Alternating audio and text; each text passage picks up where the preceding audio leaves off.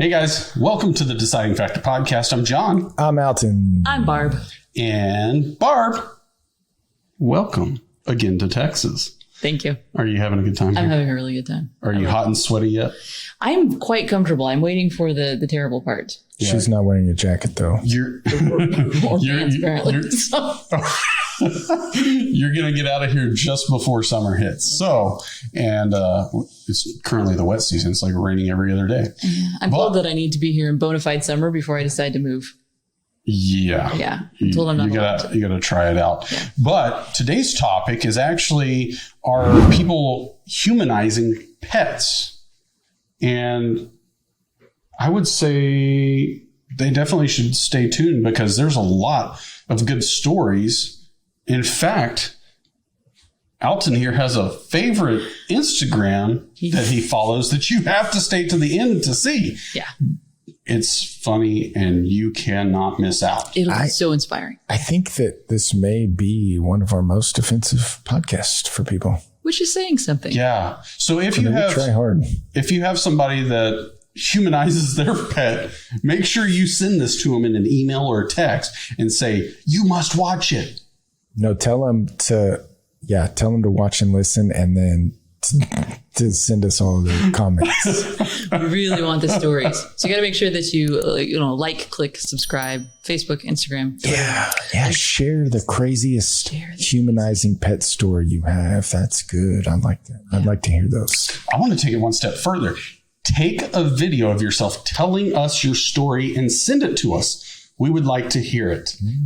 That way we can all hear these crazy stories, not just the ones we gave you.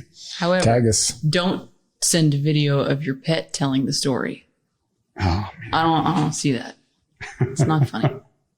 All right, guys. So make sure you stay tuned. This is the Deciding Factor podcast. Everyday life issues broken down to help you build your own opinions on the issues that matter most. Coming to you from Austin, Texas, this is The Deciding Factor with your host, Alton Hill and John Herzog. All right, guys. So like we said, today's show is about pets. And are people humanizing pets? Too much, too little, too late? All of the above? We should probably make the distinction, not like, they tell you should always humanize when you get a new kitten or something, like pet it a lot, make it comfortable with people. Not what we're talking about. We're talking about treating pets like they're human beings, right? Yeah. Yeah. So I guess let's define what we mean by people are humanizing their pets. Well, it's like, John, when you come to the podcast and you bring your dog in your purse every time, you could leave the dog at home. Doesn't have to come in your purse everywhere. This could really be a pretty easy, like you might be a redneck. You might be over humanizing your pets if you have portraits of them in your house or on your person. Painting their toenails? Mm-hmm. Totally right. If they paint yours, that would definitely count. They match. If you have, you both have flowers on your nails. Ooh, if the animal dies and you get a tattoo of their paw print on your body. Oh no, that'd be cool. Now, see, that's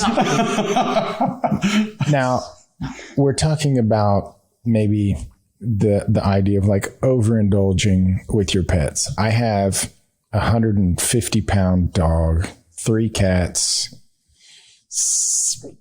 7 or 8 fish, some snails, although those snails may now be deceased.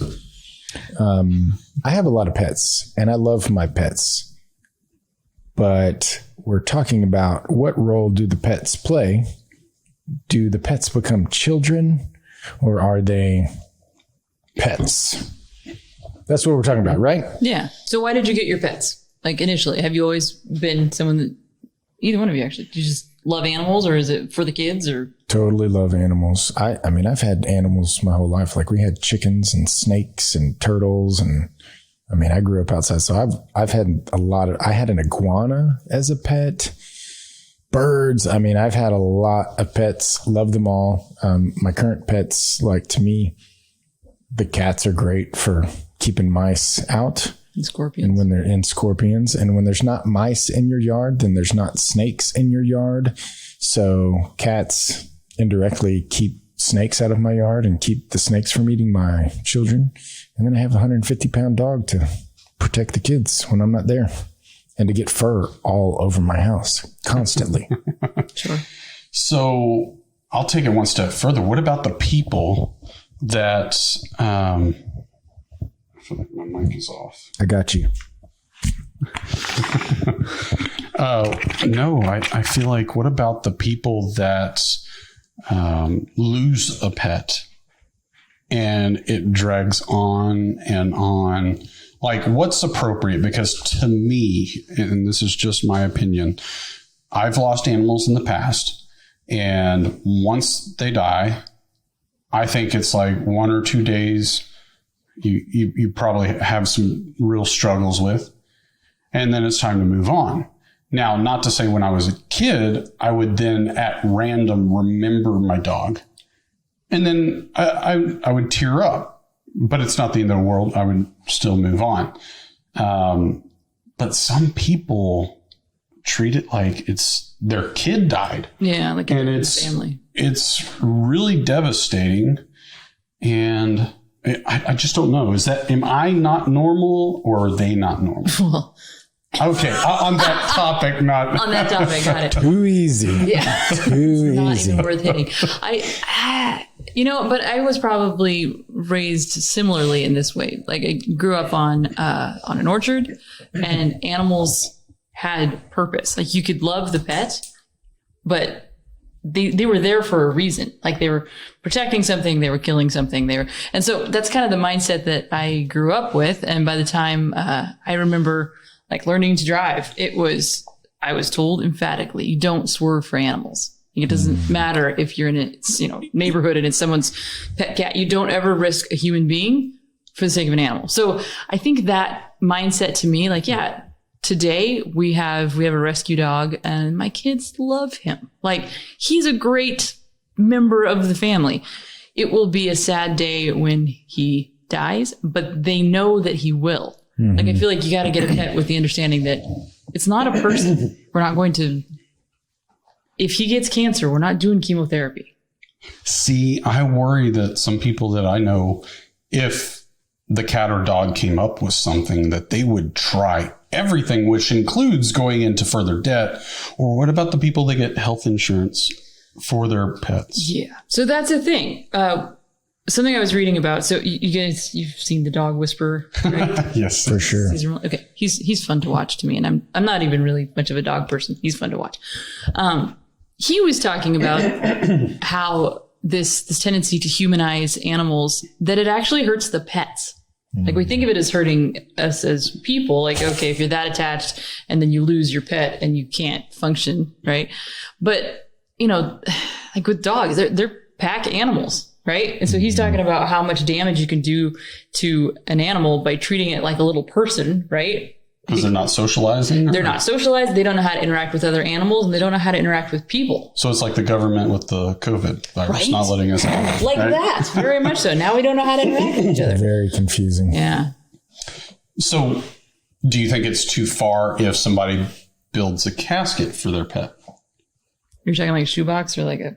No, like a full-blown casket. Yeah, I think it's too far. Really? Yeah. Okay, so I got to say I'm guilty of it. You built a casket for... Well, okay, when I was little, my dad built it, but if I would have been in that situation as an adult, I probably would have, but it was for our dog, and yeah.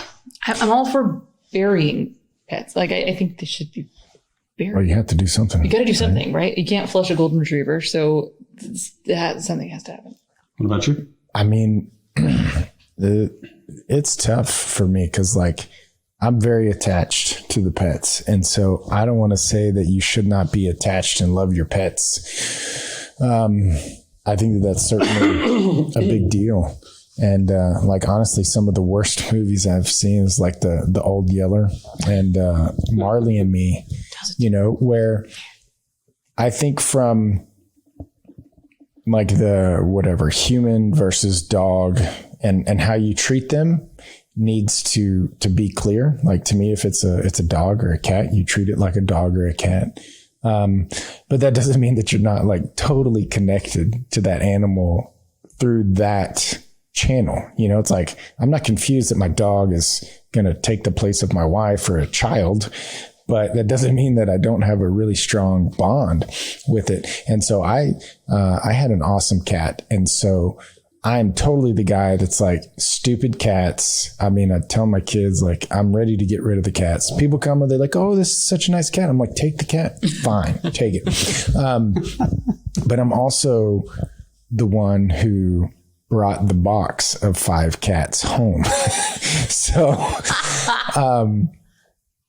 I would be the one to tell you, like, you're way oversensitive with your animal. But then I found myself having this incredible cat that was, in my mind, like head and shoulders above all the other animals. I built that cat a casket, and I was like, I'm never going to take my cat to the vet. That's stupid. You're stupid for doing that. I'm not even going to admit on our podcast how much money I spent. Yeah. And you know, I've admitted some really bad financial mistakes on this podcast. I'm not doing this one. And what happened was one thing led to another. I found myself giving this cat IVs myself. It was insane. What? I know. Even for myself, it's like, really? Did that happen? And honestly, going back, I would have done the same thing over. So you clearly didn't have an accountability partner then. I was my own accountability partner. I would not have changed any other. It was just too much. I was very connected to the cat, loved the cat. So I'm fine with people being connected. And look, if you want to spend some money on a cat, fine. But don't confuse what the cat, the dog, the fish, whatever, like what their role is, I think is the important thing. And like, I mean, I don't know, man. I've seen dogs wearing shoes and like, I mean, the Halloween costume is kind of funny, but I'm just like, I'm not putting my dog in a costume. Do you think that having kids clouds that? Like, are you different towards animals now after having kids than before? Well, my kids are part of the problem with the pets because they treat them like humans. Well, that's where I'm wondering. Like, we had a really cute kitten show up on our doorstep when we were living on the farm. And I mean, like, fluffy, and the kids loved it, right? And that is the first and only time that I ended up taking an animal to the vet. It turned out that it was, I don't know how it got to us. It looked bigger than it was because of all the fur. It basically starved to death. Okay. And so they charge us more money than I want to talk about, to IV fluids and give antibiotics. And we bring home this cat that has lost control of its bowels by this point. And like, there's all these things that I'm like, my rational brain says that the kindest thing I could do would be to kill this cat. Like, this is awful to watch. We would put him by the wood stove and everything, just trying to keep him warm because it couldn't. It was terrible. And then in the end, it dies and but it was the kids. Yeah. I didn't have the stomach to say this adorable thing. Daddy. Yeah, I wouldn't have my third cat if it wasn't for the kids. They're like, Dad, our dog's trying to eat a cat and it's on the fence and the neighbor's dogs are trying to eat the cat. And I was just like, okay. Dad, come on. I'm like, it sounds like a dumb cat. I don't want it. And they're like, you gotta get it. And I'm like, I didn't want to have to traumatize the kids with, cats. Just walk over and flick it over to the other side. Cat pieces all in my yard. But I'm like, man, I don't want another one. And I knew I was right because the kids, they bring it in and it's like, oh, we're going to lock it in our room all day. And then it's going to pee on the carpet. And what? It doesn't smell like cat pee in here. And I'm like, the cat is not. That's where why I'm so jaded, because it's like the cat peed in my house once. Like, we should give it away. And they're like, no. Anyway. Yeah. This just makes Whose Line Is It Anyways? The cat scene. Have you seen it? Oh my gosh. Go YouTube. Okay. Whose Line Is It Anyways? The cat scene. It's hilarious. No. So here's one of the stories I have when it comes to overhumanizing your pets. So there's somebody I know, and hopefully they never listen to this show, but they are extreme with their dog. I'll text them. And what they do is like the dog can never touch grass. Never, so the dog doesn't. They don't want it smoking or what? Only gummies? Heather, I will be texting you shortly. But no. So he never goes outside. He doesn't touch the grass. He can't interact with other dogs because, it's just. How is that not animal cruelty? I mean, I don't know. But it gets worse. It can't get worse. It gets worse. So they have a baby crib, and that's where the dog goes to the bathroom. And as soon as the dog goes to the bathroom, they clean it up. They wipe his butt. And no. Ew. No. Are you serious? And they vote? I'm serious. Yeah. Guess who they might vote for? Sheesh. So, anywho, to me, it's over Are these the like top. functioning people in society? Like, would I see them and think like, oh, these are normal people? Yeah, like you have a job, you can drive. They take the dog with them everywhere. So, like, the dog doesn't stay at home. So, if you see somebody with a dog, that might be them. Okay. So, say hi to my mom the next time he's here. Just kidding. My mom doesn't care about animals except for my dog, who she loves a little too much, I think. But yeah, I mean, that's insane, right? Or am I just no? It's insane. Like to the point where it's hurting it seems like it's hurting both them and the animal at that point. I just don't understand what makes you decide you're going to be like that. Because did you not have any other animals in your life?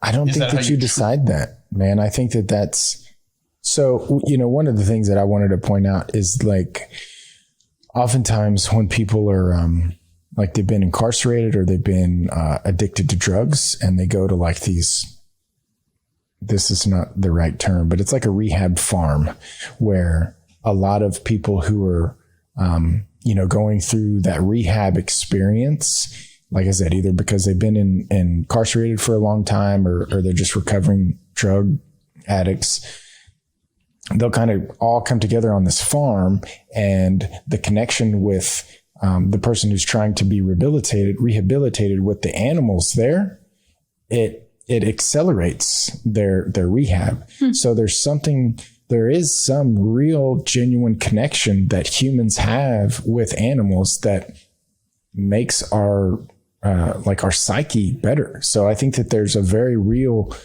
thing about, like the joke that says, if you want to find out who loves you more, your dog or your wife, then, try locking them in a trunk for a couple of days and see who's happy to see you when you open it. Not really. It's a joke. I have not tried that, but obviously the wife's not going to be happy. Please message him. But the dog might be. And so there's this like constant forgiveness that an animal has, probably, unless they're abused. Anyway, my point being that there are real connections with humans and animals. And I think that that's by design. And, but I just think, I think that we all have needs. And when we're doing weird, dumb things, it's because a need isn't getting met generally. That's, that's fair. I like that you bring up the service dog thing because, emotional support animals. I just typed it in. Did you follow me? No, I wasn't looking at all. Emotional support animals are a thing now and I've contemplated this, not for myself, but I'm thinking of someone close to me that struggles with OCD. Oh, me? It might help you. Okay. No, but I'm actually guilty of this. Of OCD, or because it's not a guilt thing. It's not. No. We got our dog. We turned her into a service dog, and we based it on emotional support for Katie. And I don't travel with her anymore. But the reason we did it was so that she could fly with us in our laps when we went to go see my youngest daughter. Right. So y'all just thought I was joking about the purse.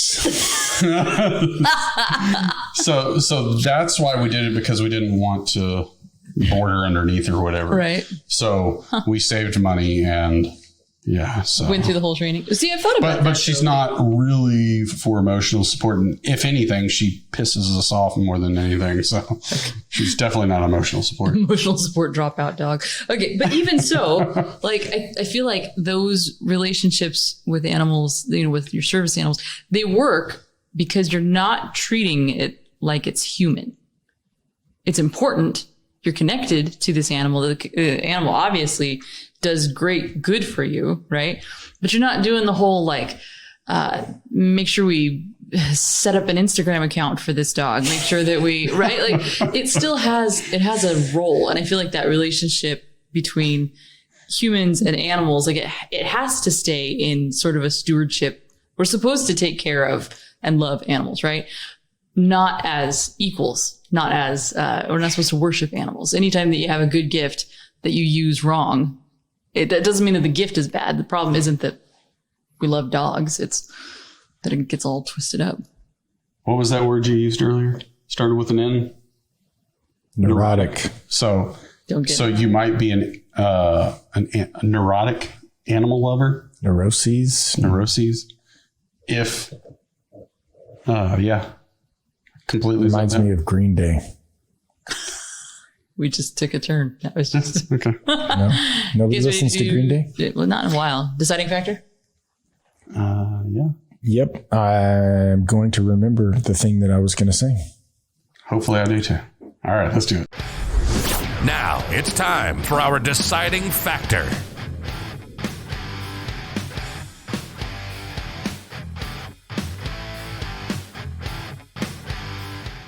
Oh. So I remembered. Are people humanizing pets?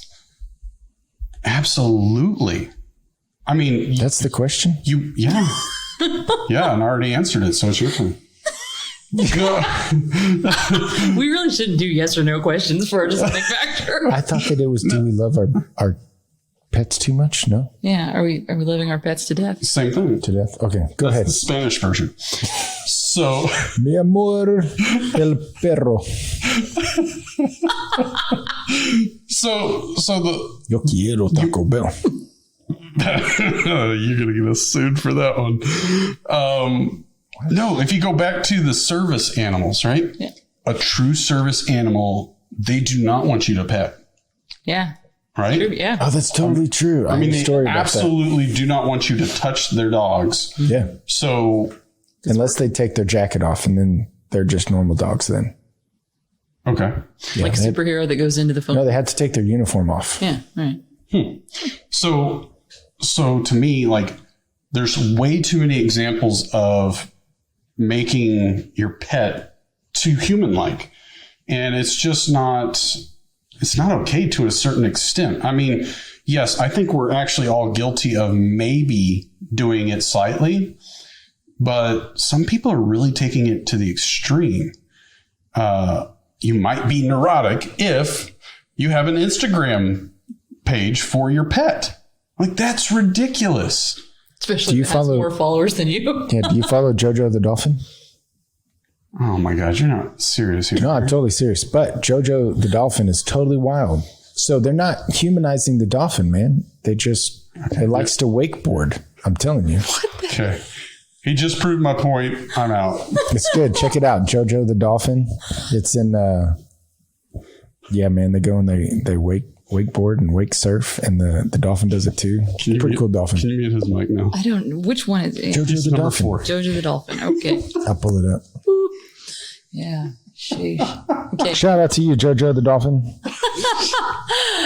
This makes me mostly think about how we teach our kids about pets, actually. Some of the adults that I'm seeing around, it's like, okay, somebody needed to tell you at a much younger age, this is going to die. And it might get hit by a car, and it might get eaten by a coyote. And it could be cancer that we're not going to treat because it's a dog. We should probably talk about Santa first before that talk. I don't think so. I think if you prepare them with the whole animals are going to die thing, then when you tell them about Santa, they'll be like, and? You know, won't even be a big deal. That's what I think. I don't know. I like that I've, at this point, raised kids that love animals. Like they love our pets. But I also know that, because we've had this happen kind of recently, that when an animal dies, it's like, yeah, you're allowed to be sad, and then you move on. You know, it's part of the great experience. Would you rather never have had the great experience with the pet so that you didn't feel sad afterwards? Well, no, it was worth it. Mm-hmm. But I feel like that's a lesson that some adults could use. Okay, so I have Jojo the dolphin. Yeah, here we go. Hey, so we're on YouTube. I don't know if you can see it, but there's Jojo the dolphin next to the wakeboard boat. See, this is not humanizing a dolphin. It's just highlighting that Jojo the dolphin likes to have fun. Dolphin's probably smarter than me. The dolphin's probably smarter than me. Well, sure. It set up an Instagram account for itself. No thumbs. So, yeah, I'm definitely in the camp of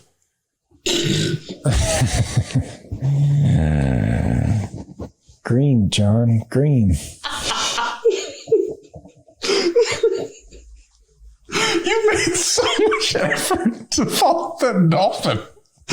Oh. It's a really good Instagram account. So here's the thing. No. What's funny is you've highlighted some of the posts.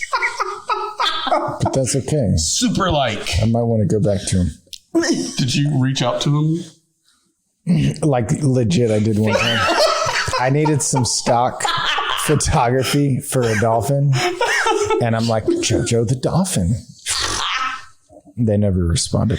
Go figure. Oh, I can't wait till Christmas comes around. Do you want boxers or do you want a poster? Dude, if you give me some dolphin boxers, I'll wear them if they're not cotton. Okay, I'll behave. Dude, we should do a deciding factor on that. Like, what is the best type of underwear to wear? I have a strong opinion about that. If they could see all of us, they'd know what we think about underwear. Yeah, but that's assuming that we actually are wearing underwear that we like. Big assumptions there. Are we doing a podcast still? Sorry. Yeah, go ahead. You're up. So with regards to, are we over-humanizing our pets? I think, just to be clear, to me, the humanizing part is once you start treating them not like animals. To me, that's where it really goes too far, where you're not letting them touch the ground. Or like I've seen some people put them in shoes, and I mean, just like, yeah, oh, they don't like to walk very far, we're going to put them on shoes. I've been taking my dog on walks, and I've watched people carrying their dog on the walk, and I'm just like, oh, he's tired. Well, then drag the dog or something. I don't know. Like, they're made to walk. These are really domesticated wild animals that are totally capable of a lot. And I think we can still have that connection and still treat them like an animal. And to me, if you're not treating them like an animal, what happens is, like, if you just look at the statistics, it's not healthy for the animal. And I know people who have been bitten by their animals, like stitches bitten, bleeding everywhere. And the dog's behavior is not good towards its own owners, towards other dogs and other people that go to the house, but they don't see that as a problem. They're like, oh yeah, the dog bit me, but we all get in bad moods. And I'm just like, what? And so you haven't bitten me yet. He's having a good day. Yeah. So to me, that's at the point where it's like, you've totally, missed out to where now when the dog is biting you, you've elevated the status of that animal like above you, like that. It's I just think that's where you get misplaced, and it's not good for the dog, and it's certainly not good for you. Well, there you have it. I'm sure there's going to be a lot of you out there that have a lot to say about this topic, or maybe you're big fans of somebody on Instagram too. And maybe you can send us a pair of underwear to give to somebody. So, guys, make sure you make up your own opinion on this. Share it with us let's discuss it further. Yeah, I think I'd like to hear Tell us how we're wrong. some of those. We'll get some jokes, rebuttals on this one a bit. I want to hear the stories. That's what I really want to hear. Some of the crazy stories out there. But make sure you follow us on Facebook, Twitter, Instagram. We are also on Rumble and YouTube. Make sure you follow the YouTube because you can see us live whenever we do a live showing, which means you get to see the behind the scenes in which Alton loves to torture me, especially on the intros. So we will see y'all soon. Stay happy, stay proud, and we'll see you next time. Say bye. Bye. Adios. This has been another episode of The Deciding Factor, giving you food for thought on real life issues. Be sure to click, like, and subscribe to this podcast, as well as all your big social media outlets, Facebook, YouTube, and Instagram. Don't forget to check out our website at thedecidingfactorpodcast.com and give us comments and feedback. Until next time, stay safe and remember to keep an open mind.